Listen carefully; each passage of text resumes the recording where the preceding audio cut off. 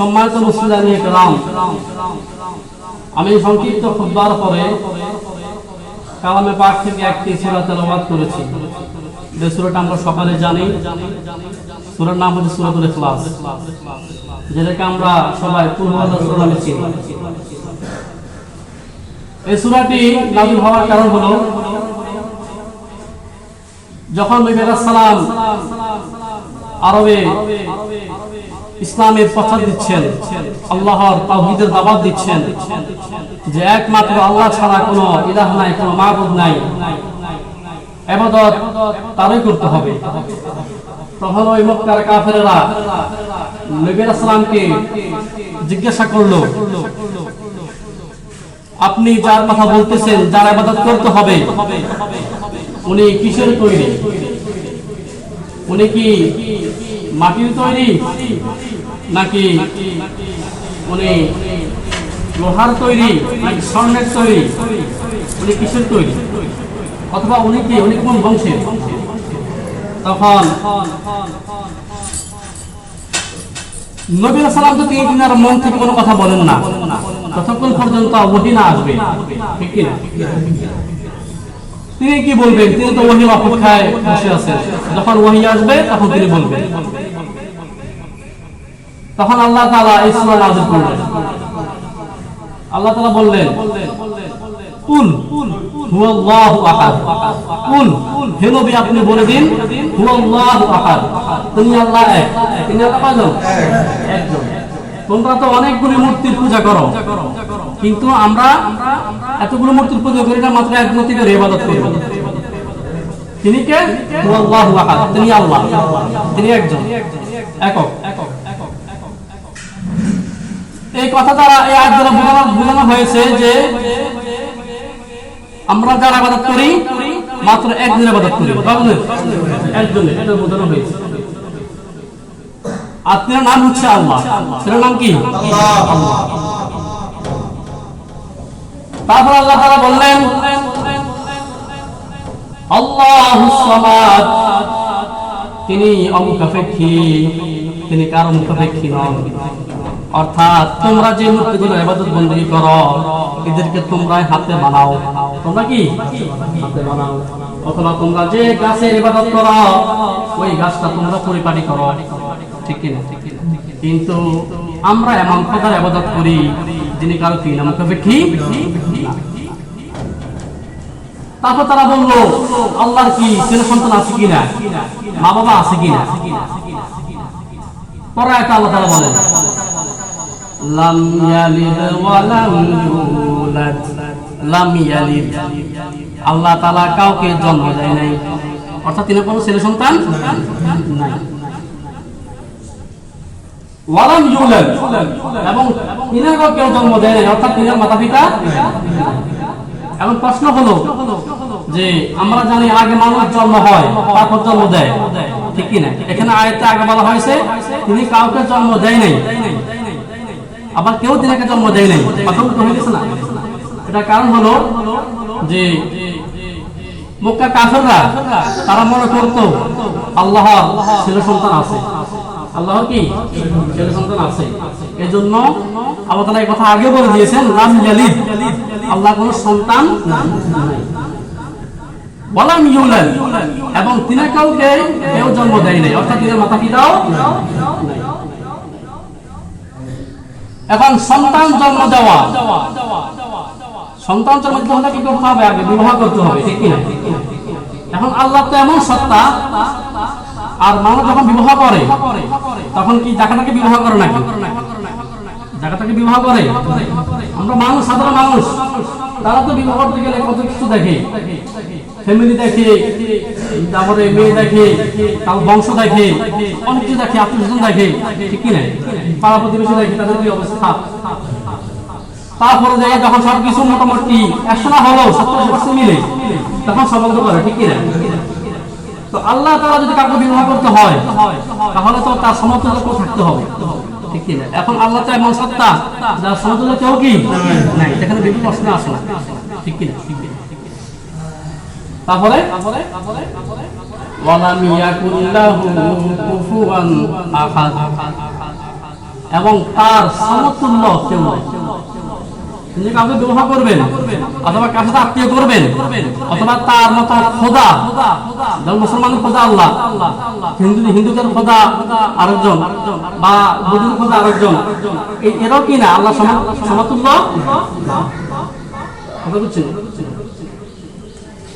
দেখবেন হিন্দুদের মধ্যে আমরা অনেক সময় পিকচার দেখি, ছবি দেখি, কয়েকগুলো হাত বাইরে রয়েছে, ঠিক কিনা এইভাবে মেয়ের আকৃতি, হাতগুলো বাইরে রয়েছে।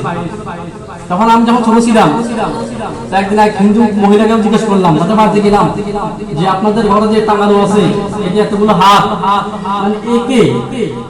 তখন ও হিন্দু মহিলা আমাকে বললো যে তোমাদের মা ফাতেমা আছে না, মা আয়েশা আছে না?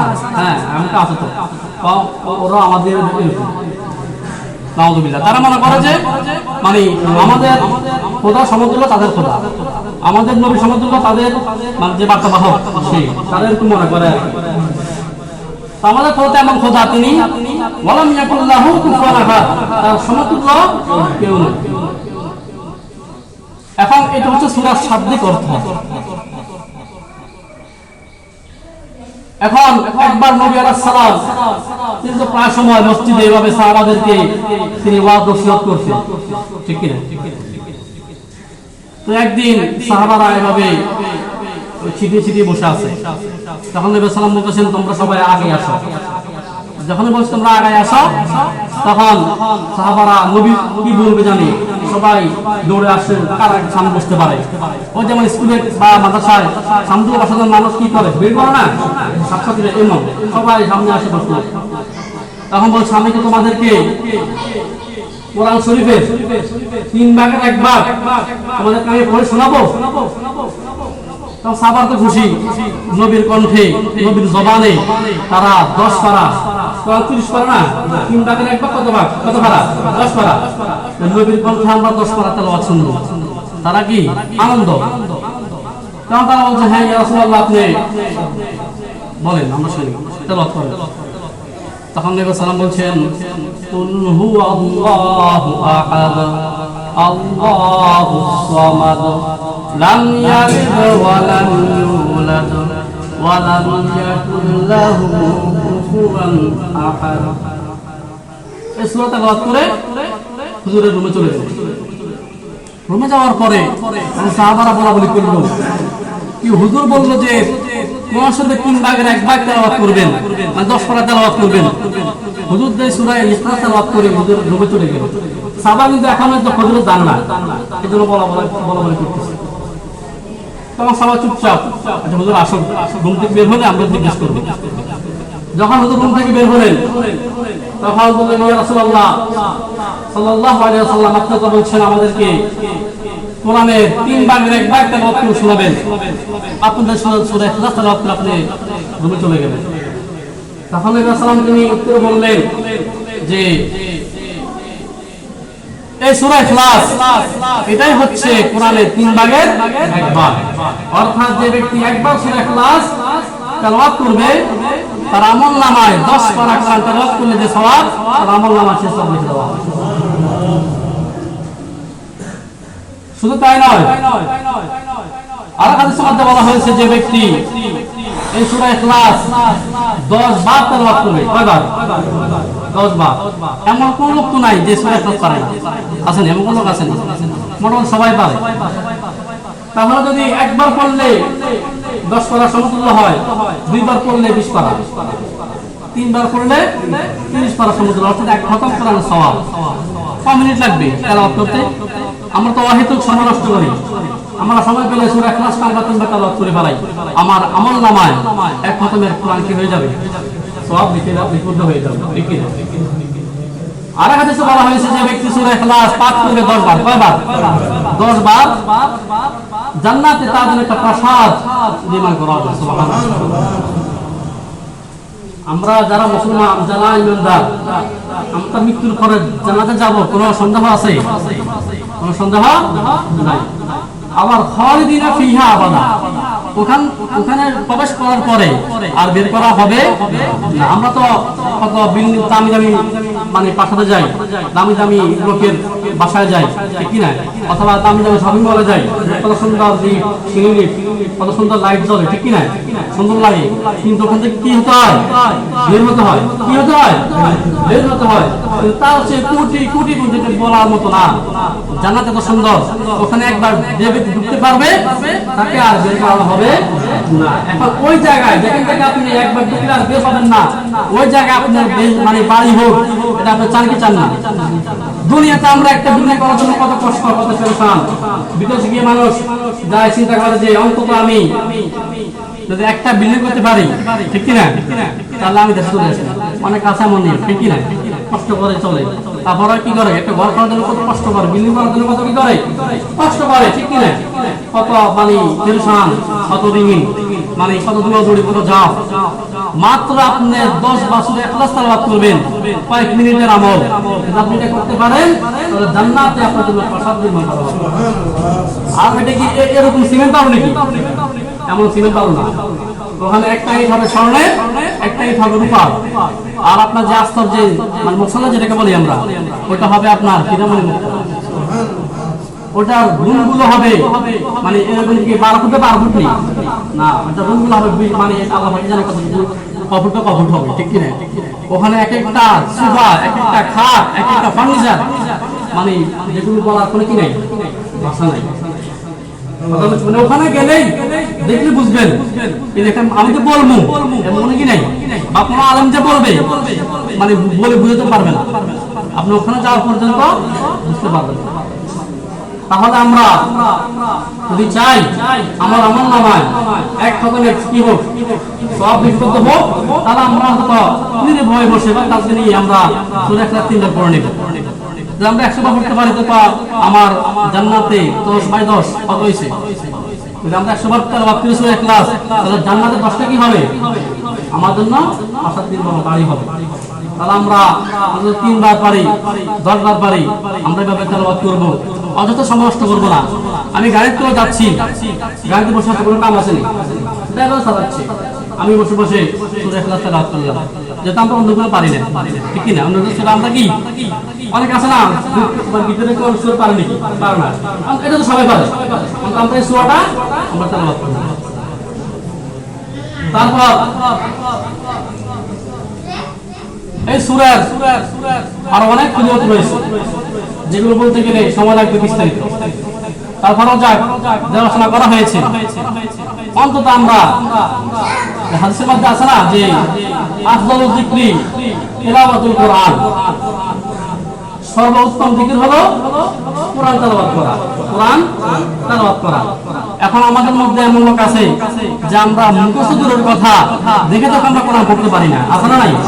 আছে। তবে তারা আলো কি পারে? সূরা ইখলাস পারে, ঠিক কি না? অন্তত আমরা সূরা ইখলাস কি করব? পড়তে থাকবো। যদি আমি 100 বার পড়ি, 10 বার আমার কি হবে? 10টা বারই আমার জন্য জান্নাতে নির্মাণ করা হবে। কমপক্ষে 3 বার পড়লাম, এক খতমে কি হয়ে গেল? সব হয়ে গেল। আরেকটা হাদিস বলে শেষ করব, সেটা হলো আমরা যে দুনিয়াতে চলাফেরা করি, ঘুম থেকে উঠে নিয়ে ঘুম যাওয়া পর্যন্ত আমাদের কত বিপদ আপদ আসে কি আসে না? আসে কি আসে না? আসে।